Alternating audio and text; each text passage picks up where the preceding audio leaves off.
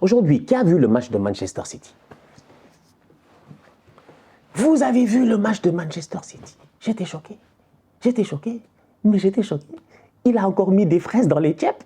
Mais c'est pas possible. Il a mis, je dis bien, du kiwi dans les bolognaises. Mais c'est pas croyable. Mais il nous a fait, je dis bien, une tartiflette sans fromage. Mais c'est un fou. Il a des problèmes. Il a des problèmes. Il a mis Bernardo Silva en défense centrale. Un match tactiquement, encore une fois, très cool, quoi. C'est très cool de voir ces coachs-là. Moi, j'ai apprécié. Je trouve qu'en ce moment, le trio de la première ligue, tactiquement, est très fort. Arteta, Guardiola et Ten Hag, ils sont très forts. En fait, je vais même appeler... Attends. Je vais l'appeler. On va l'appeler. Allô, Arteta, rase-toi, frère. Deviens chauve. Salam, outsider. Le débrief commence maintenant.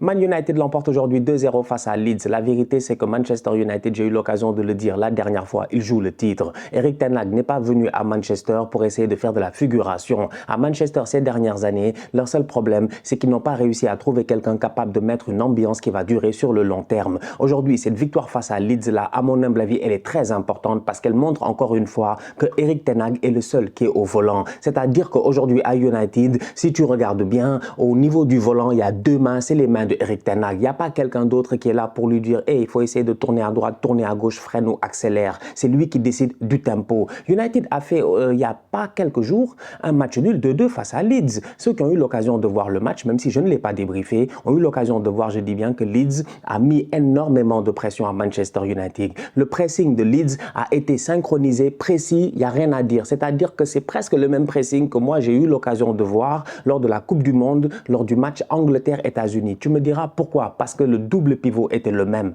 McKennie, Tyler Adams. Deux Américains qui se connaissent bien, deux boys qui jouent ensemble en équipe nationale, qui ont joué la Coupe du Monde, je dis bien ensemble, deux boys qui ont l'intensité physique qu'il faut. Ils l'ont mis à Manchester United, ça n'a pas été facile. Cependant, United a des joueurs qui sont en forme. Marcus Rashford claque un but de la tête. Jadon Sancho revient, je dis bien, de, je ne sais même pas, on ne peut même pas appeler ça de blessure. Il revient du néant et il réussit à claquer son but. United fait match nul 2-2 après avoir été mené au score. C'est très bien. Tu regardes aujourd'hui le match face à Leeds, il gagne 2-0. Il y a des questions à se poser. Le match n'est pas facile. Leeds vient avec la même intensité, le même pressing, mais en plus de cela, Leeds est à domicile. C'est pour cela que pour moi, cette victoire-là, elle est exceptionnelle. Franchement. C'est-à-dire que, ouais, non, ils ont gagné 2-0, machin, tout ça. Ça, c'est vous que ça intéresse. Moi, je suis très sérieux dans ce que je fais. J'ai regardé United là, j'ai dit, eux, c'est pas des tocards. C'est pas des tocards. Si tu les considères comme un tocard, t'es un tocard.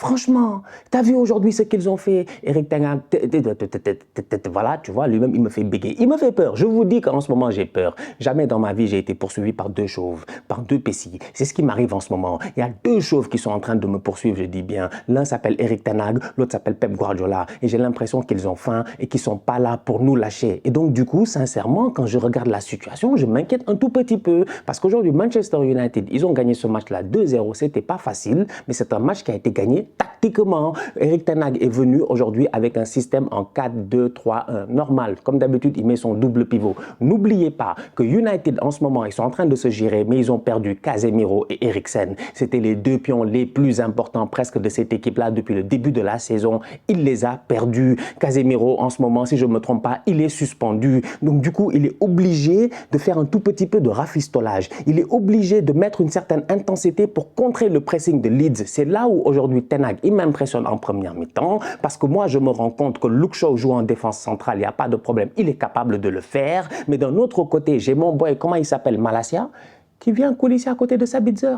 Au milieu de terrain, l'intensité physique de Malacia pour contrer, je dis bien, l'intensité physique de Leeds. Tu as le boy Fred qui est un tout petit peu plus frêle, mais qui est rapide quand même, qui est vif, qui va un tout petit peu coulisser sur le côté gauche pour couvrir Malacia. Tu as un système qui se met en place au niveau de Manchester United qui est très pertinent en début de rencontre. Le système permet, je dis bien, de tenir dans le match. Oui, Maguire a fait des erreurs, c'est normal. De Gea, ça fait des années, il n'a pas joué avec Maguire. Il était choqué. Il était choqué. Première occasion de match, David De Gea a failli faire une bourde. Première occasion de match, je dis bien, première minute du match, tu es un fan de United, tu as dû paniquer à cause de Maguire et de De Gea. Mais tu peux comprendre quand tu vas au-delà de cela, l'idée et la mentalité de Ten Hag. Je vous dis, c'est pas un tocard. Aujourd'hui, tactiquement, il a essayé de battre Leeds et il a réussi à le faire. Il a tenu le match jusqu'à l'heure de jeu. Qu'est-ce qu'il fait après à la 60e minute des changements? Qui sort? Jadon Sancho. Franchement, qui rentre? Garnacho. Où va Marcus Rashford en pointe? Où descend Weghorst en position, je dis bien, de deuxième attaquant derrière Rashford pour mettre le pressing au milieu de terrain de Leeds, mais de derrière? Je vous dis, aujourd'hui, je me suis assis, j'ai regardé le match. Moi, je ne sais pas pour vous. C'est que... Moi, de temps en temps, j'aime bien faire des blagues. Hein. Sincèrement, moi, j'aime bien rigoler. J'aime bien faire des blagues. Je suis comme ça de nature et tout. Mais de temps en temps, quand je regarde les gars, j'ai pas envie de rigoler. Moi, Ten Hag, il me stresse. Je vous dis, il me stresse. Pourquoi c'est que je rigole? Il me stresse. Il me stresse. Je le vois venir à 4000 à l'heure. Il n'est pas bête. Il n'est pas bête. Il a fait descendre Weghorst qui était en galère, je dis bien, dans cette position de numéro 9, qui n'avait pas la mobilité qu'il faut. Il en a fait un pivot beaucoup plus bas sur le terrain. Il a mis Rashford en pointe. Il a mis Garnacho sur le côté. Il a refait coulisser, je dis bien, Luke Shaw. Il a fait rentrer le boy Martinez en défense centrale. À ce moment-là, on va être très sérieux. Le jeu de United a été beaucoup plus rapide. Après avoir tenu le match pendant 60 minutes face à Leeds, ils accélèrent, ils claquent 2 buts. Gagne 2-0, fin du débrief, rentrez chez vous. Tu veux quoi? Tu veux quoi? Ils me fatiguent. Ils ont gagné 2-0 aujourd'hui face à Leeds. C'est une belle victoire. Moi, j'appelle ça une belle victoire. C'est ça, un match de football. Un match de football, tu rentres, tu sais que les gars vont te fatiguer. Tu n'es pas prêt. Tous les matchs ne se gagnent pas 2-0, 3-0. Je t'ai tapé, je suis meilleur que toi, je passe à autre chose. Ce n'est pas tous les matchs de football qu'on gagne de cette sorte-là. Il y a des matchs où, normalement, tu peux changer de dispositif en plein match. Tu peux réfléchir à plein de choses. C'est pour cela que j'aime bien cette matinée-là. Parce que je me rends compte aujourd'hui que ce qu'a fait Ten Hag, bah, c'est ce que fait aussi Guardiola et c'est ce qu'il a fait face à Aston Villa.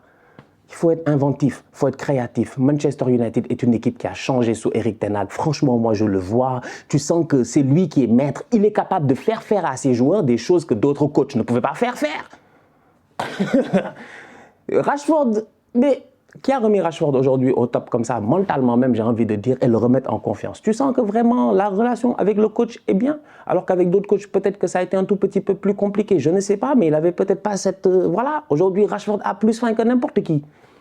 Je dis bien, il repositionne les boys à gauche et à droite, il met tel sur le banc, main, toi tu joues, toi tu trucs. Franchement, c'est carré. Pour moi, aujourd'hui, il a gagné ce match-là tactiquement, bravo à Erik ten Hag. Et ouais.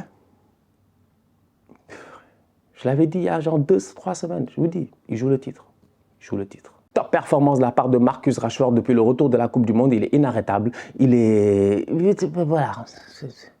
Rashford. Il est fort, ouais. Franchement. Je l'ai fâché, j'ai dit Rashford. C'est un début de saison, j'avais dit que Martinelli est plus fort que Rashford. Je l'ai piqué, je l'ai bien piqué là. Il est fâché. Non, il est efficace. En fait, lui, il avait déjà ça dans son football. C'est un neuf, quoi. Tu vois, lui, dès le début même, Rashford, il y a longtemps, quand il marque son premier but, je pense, en première ligue, je ne me trompe pas, c'était même face à Arsenal. Moi, je me rappelle, je connais bien Rashford. Rashford, on le connaît depuis le début. Depuis le début, je connais Rashford. C'est juste qu'il a eu des moments troubles, des moments compliqués. Mais là, franchement, il est de retour au top. Il a trouvé le coach qu'il lui faut. Des top performances sur top performances. Il est trop fort. Franchement, il est trop fort. Son positionnement, 2 fois d'affilée cette semaine face à Leeds, il leur fait. Le centre arrive bien. La tête, elle est bien placée. Mais au-delà de ça, c'est l'activité, la générosité, l'envie. Il pousse son équipe vers le haut. Franchement, c'est un top player. Rashford est de retour. On a retrouvé Rashford. Tu vois, de temps en temps, dans une carrière, on peut perdre un boy pendant 1 an, 2 ans, parce que l'environnement est compliqué, parce que machin, parce que ça, etc. On ne sait jamais. Il y a des choses, il y a des facteurs. Ça peut être personnel, ça peut être professionnel. Il y a des choses qui peuvent te toucher. Moi, je pense que Rashford, à un moment donné, il a été peut-être touché par certains trucs. Voilà, ça a été un peu compliqué, un peu trouble. Mais là, il a retrouvé la stabilité. Il fait ce qu'il aime, jouer au football. Il est concentré. Bravo à lui. Bravo aussi à Sancho pour son retour. C'est bien. C'est quand même à noter, tu vois, le boy est passé à travers une phase mentalement très, très compliquée. Mais même malgré ça, il est de retour. Il a marqué la dernière fois. Aujourd'hui, il joue, il tente beaucoup. Bon, il sort, c'est pas si mal que ça. Le plus important, c'est d'être présent et d'être voilà, d'être là pour Ten Hag. Parce que, je vous dis,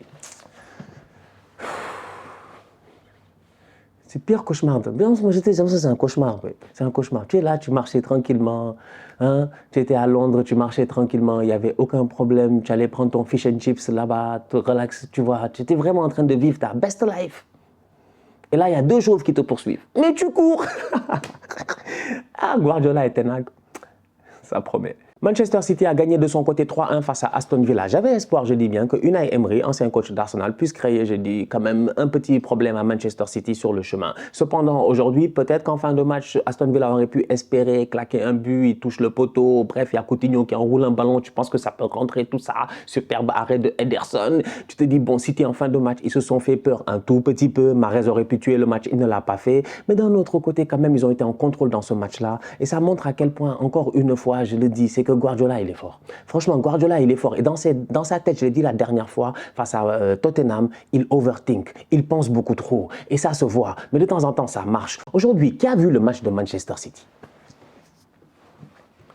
Vous avez vu le match de Manchester City? J'étais choqué. J'étais choqué. Mais j'étais choqué. Il a encore mis des fraises dans les chips. Mais c'est pas possible. Il a mis, je dis bien, du kiwi dans les bolognaises. Mais c'est pas croyable. Mais il nous a fait, je dis bien, une tartiflette sans fromage. Mais c'est un fou. Il a des problèmes. Il a des problèmes. Il a mis Bernardo Silva en défense centrale. Non, Stan, tu sais, j'ai vu le 11 de départ, machin, tout ça. T'as pas vu le match? Il a mis Bernardo Silva, défenseur central, latéral. Tu me dis quoi? Il est fou. Il est vraiment fou. City a joué aujourd'hui avec 2 centraux. Ils ont joué avec Laporte. Si tu regardes le hitmap de Laporte, je suis convaincu qu'il était, je dis bien, allez, central un tout petit peu, mais plus de le côté latéral gauche, tu vois. Mais pas un latéral qui pousse, un latéral qui dépasse pas, qui n'avance pas plus que 20 mètres. Bernardo Silva était devant lui. Ruben Dias était à côté, je dis bien, normalement, en défense centrale. Kyle Walker, on ne sait pas quel poste il joue. S'il est latéral hybride, s'il s'intercale, je dis bien, en tant que milieu défensif à côté de Rodri, personne ne sait. Mais Bernardo Silva, vu qu'il n'avait que techniquement 3 défenseurs, Kyle Walker, Ruben Dias et Laporte, et que Kyle Walker est un joueur à vocation un tout petit peu offensive, donc il va pousser au milieu de terrain à côté, je dis, de Rodri, mais un tout petit peu plus sur la ligne, donc derrière Mahrez, où il va essayer de prendre la profondeur, je dis bien, pour aller soutenir un Mahrez, machin, tout ça, ce qui est quand même très très rare. Mais bref, Kyle Walker a un rôle sur le côté droit, mais sur le côté gauche, Laporte qui est là-bas, il doit, je dis bien, prendre en considération 2 points. Le premier, c'est que Bailey va passer sur la ligne. Et le deuxième, c'est qu'il doit couvrir aussi de temps en temps Ruben Dias au cas où il y a quelque chose et que le ballon passe là-bas. Donc, qui vient s'intercaler dans les 2 positions au cas où Laporte n'est pas là, en position de latéral gauche ou de défenseur central? Bernardo Silva. I'm done. J'ai vu le match aujourd'hui, j'ai dit Pep, il est fou. Vous rigolez. On est tous des enfants devant Guardiola. Il est fou. C'est un malade, c'est un malade, c'est Bernardo. Tu vois Ruben Dias, il court. Tu vois Laporte, il court pour aller là-bas sur le côté, machin. Après, tu as Bernardo qui est là. 3 pommes au milieu des gars. Incroyable, incroyable. Gundogan, il colle à Haaland, presque à côté de Haaland. Il fait des courses derrière. Il fait des courses derrière. D'ailleurs, il y a une action où il doit faire passe à Haaland, il frappe, superbe arrêt de Martinez. Tac, il fait des courses, tac, il fait des courses. L'autre, Mahrez, il colle la ligne de l'autre côté. Grealish, il colle la ligne de l'autre côté. Du coup, tu as un système de jeu qui se crée, tac, tac, tac, tac, tac, tac, tac, hop, isolation. Mahrez est tout seul, parce qu'à un moment donné, tu as tout le bloc normal de Aston Villa qui va se déplacer un tout petit peu. Lucas Digne, tout ça, ils sont obligés de se couvrir. Mahrez est tout seul, il est en isolation, il est en 1 contre 1. Il y en a 2 d'Aston Villa qui sont en panique, c'est normal. Ils reviennent vers Mahrez, qui est rentré dans l'espace qui s'est créé, Kevin De Bruyne. Et pendant tout ce temps-là, Gundogan, il était là-bas en train de faire des courses. Vous rigolez. Vous rigolez. J'ai dit ça, c'est ça des coachs tactiques. Après, en fin de match, ça a failli le tuer. Parce qu'effectivement, en fin de match, Pep, il n'est pas fou. Quand il reste 5 minutes, pour une fois, il s'est géré. Il a fait rentrer Nathan Ake. Il est repassé dans une défense à 4, conventionnelle et tout. Parce qu'il s'est rendu compte que, oui, c'est pour ça que je dis qu'un match, c'est évolutif. C'est évolutif, en fait. Franchement, c'est évolutif. Et c'est ça qui est magnifique. Parce que tu peux commencer avec une certaine idée, une certaine mentalité en te disant, OK, je vais faire ça, je vais faire ça, je vais faire ça. Puis après, tu switches vers autre chose. Mais il faut être capable aussi de switcher vers autre chose. De changer. D'accepter qu'on s'est trompé ou qu'on a réussi. Ou que ce que tu as mis en place, eh ben c'est bon, ça suffit, c'était 60 minutes ou 55 minutes ou 70 minutes et maintenant il faut passer à autre chose. Ça c'est important. Pep aujourd'hui il l'a fait, franchement ils se sont gérés. Ils se sont gérés, très bon match de la part de Jack Grealish, excellent. Moi je te dis j'ai peur, on va jouer City bientôt, je vais être honnête avec vous sincèrement quoi. C'est vrai, c'est bien beau de faire les malins et tout, mais c'est eux les réfés. Je vous ai dit que Liverpool, tout fort comme ils sont forts, machin, tout ça ces dernières années, mais Klopp, s'il pouvait prendre 2 premières ligues, 3 premières ligues, il l'aurait fait, il ne l'a pas fait. Il est arrivé 2e combien de fois avec des 90 et plus points. Ça veut dire que City, tu peux mettre l'intensité que tu veux, mais à la fin, ils vont s'en sortir. Et jusqu'à présent, Guardiola n'a pas encore utilisé l'arme Haaland à mon humble avis. Haaland a marqué beaucoup de buts, énormément de buts, plus que prévu et tout. Mais à un moment donné, si City commence à jouer un football un peu plus direct et qu'il lance Haaland en profondeur, comme ils l'ont fait aujourd'hui, à un moment donné, quand je pense, il part en contact sur Emiliano Martinez, s'ils font ce genre de ballon-là un peu plus souvent, ils vont être encore beaucoup plus méchants. Donc, j'ai hâte de les voir en Ligue des Champions cette année. Mais pour moi, là, avec le retour de Phil Foden, tout ça, c'était carré. Il y a des défenseurs qui ne sont pas là, donc il est obligé aussi d'innover. Un Manchester City intéressant face à Aston Villa. Un match tactiquement, encore une fois, très cool, quoi. C'est très cool. C'est très cool de voir ces coachs-là. Moi, j'ai apprécié. Je trouve qu'en ce moment, le trio de la Première Ligue, tactiquement, est très fort. Arteta, Guardiola et Ten Hag, ils sont très forts. En fait, je vais même appeler... Attends. Je vais l'appeler. On va l'appeler. Allô, Arteta, rase-toi, frère. Deviens chauve. Deviens chauve. On va être sérieux, je te dis bien.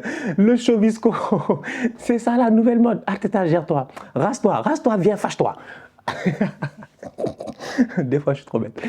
En attendant le dernier match de cette journée de Première Ligue entre Liverpool et Everton, derby de la Mersey. Ça va être demain lundi. La famille, on se capte très bientôt pour un nouveau débrief. D'ici là, continuez à liker, continuez à partager. On s'abonne. On est ensemble, on reste en santé, c'est le plus important. Tous outsiders.